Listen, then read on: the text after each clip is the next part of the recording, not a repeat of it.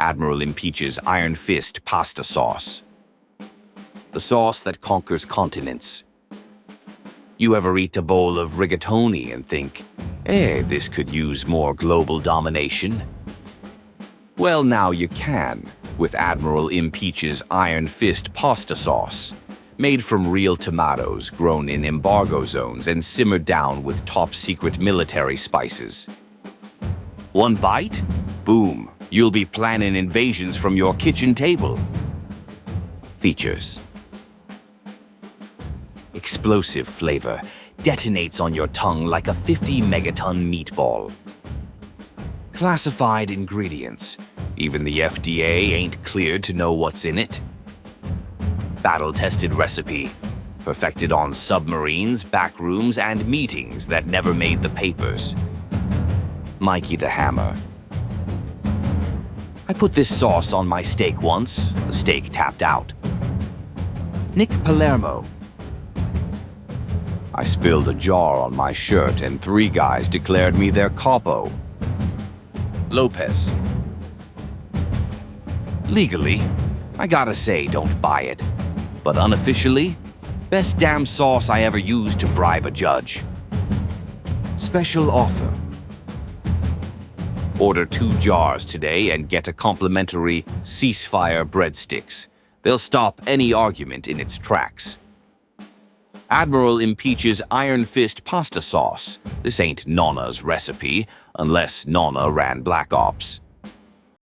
Bugs, what the fuck you doing in there, you prick?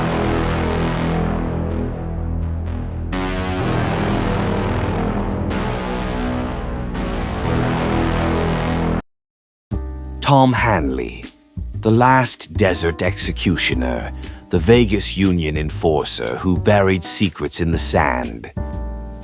A Pizzaverse true crime documentary. Written by Bambi Palermo. Narrated by Vincent DiPrio. The desert Dawn nobody talks about. Las Vegas has always been 2 things: bright lights and deep shadows, and lurking in them shadows. Tom Hanley. Ruthless, soft-spoken, brutal, smart, a union enforcer, an extortionist, a killer hell. He was the unofficial minister of pain for Vegas underworld from the 50s through the 70s. While the casinos heard Sinatra, the back alleys heard Hanley. He wasn't famous, he wasn't flashy, but he was feared. Because when the mob needed someone scared, bruised, burned, or buried, Tom Hanley answered the phone. From dirt poverty to desert muscle, Tom Hanley came up broke as hell, Irish Catholic, Nevada-born, raised in a house that had more roaches than furniture. He learned 3 things early. 1, work is pain. 2, loyalty ain't free. 3, violence solves problems fast.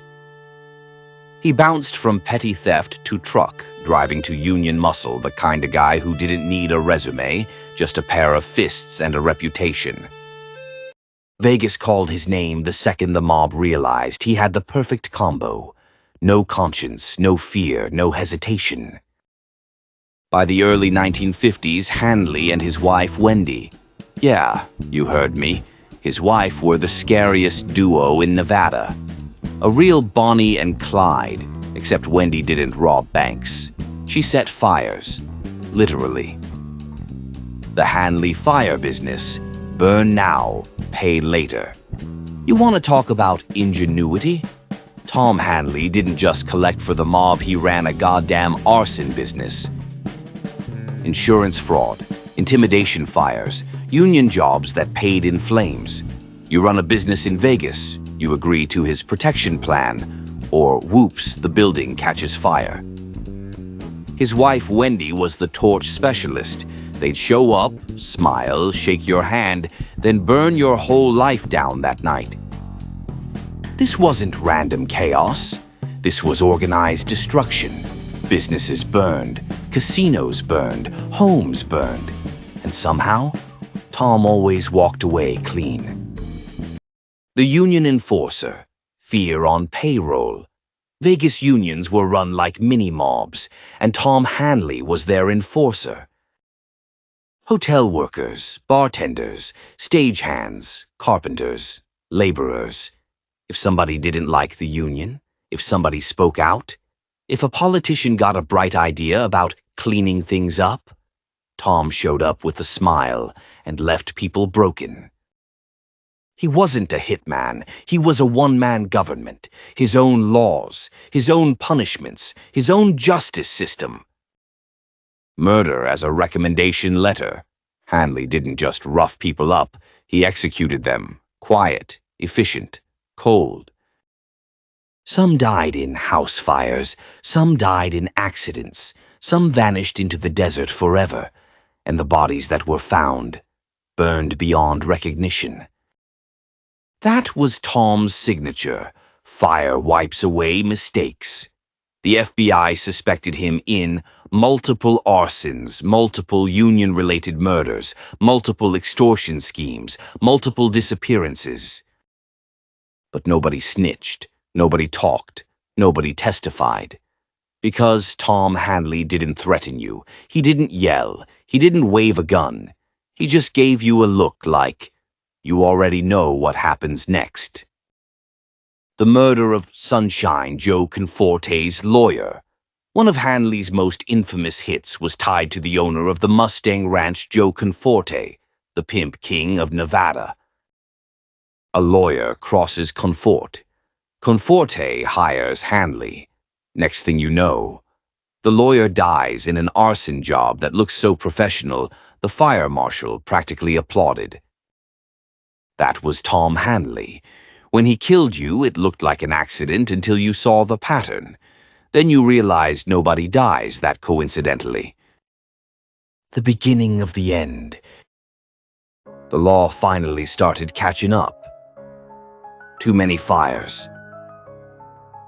Too many bodies. Too many union boys whispering the same name, Hanley. The FBI wasn't stupid. They followed the smoke literally. In 1977, Tom Hanley got nailed for the murder of a union official named Albert S. Searce. They found burnt materials, motive, witnesses. This time, the smile didn't save him. They cuffed him. He growled one sentence. "What took you so long?" Death in chains.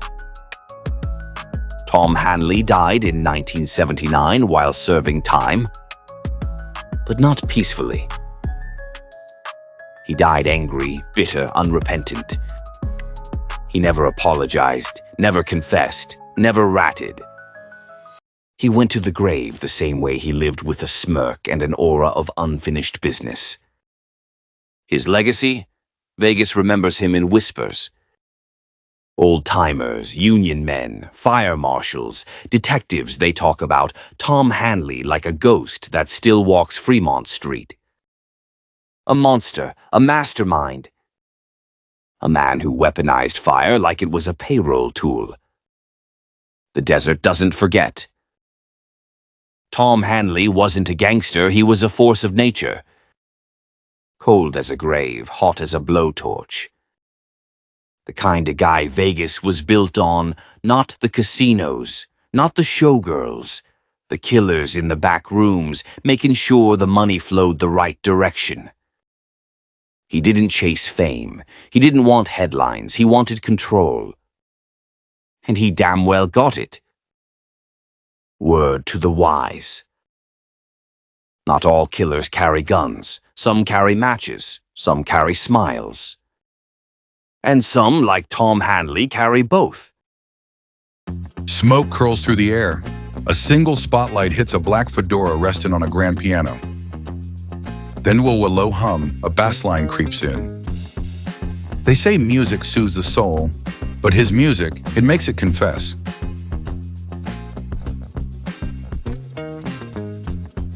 Meet Black Hat Music, the man who don't need words to tell you what you did wrong. Every note's a secret, every silence, a threat. On stage, playing jazz like it's a spell. At a poker table, tapping a rhythm before laying down 4 aces, walking through rain in slow motion while sax music echoes behind him. He ain't just a musician, he's an atmosphere. Cooler than a double cross, smoother than a confession. Black Hat number 7. Now he's bottled at Black Hat number 7, the soundtrack of sin, top notes, whiskey, mahogany, and bad decisions. Bass notes, slow jazz, and midnight motives.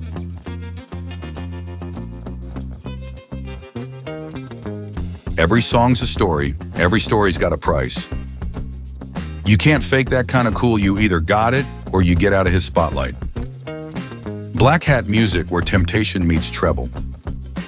Black Hat music, soundtrack of sin. Because every empire needs a theme. Power is dangerous, but quiet power, that's deadly.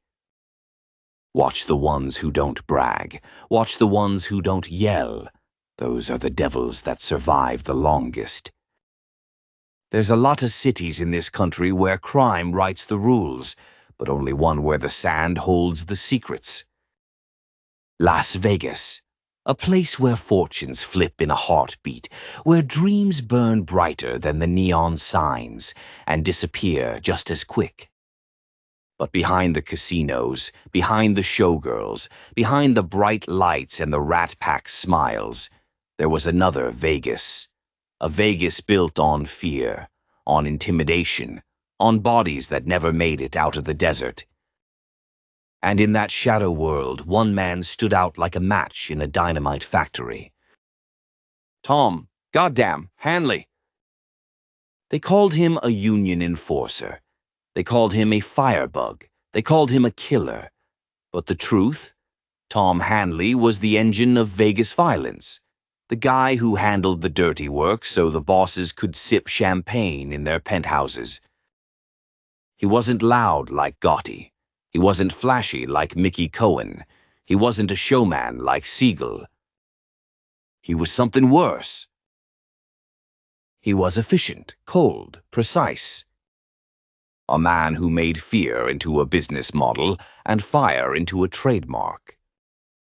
This documentary ain't just about one killer. It's about the ecosystem that built him, the unions drowning in corruption, the casinos controlled by shadow bosses, the workers caught between loyalty and survival, and a city that chose to look the other way. For decades, Hanley terrorized Las Vegas with a calm smile and a pair of dirty work gloves.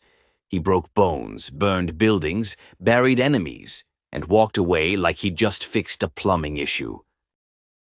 The desert remembers every flame he ever lit, every scream that never got reported, every name that disappeared off the union roster.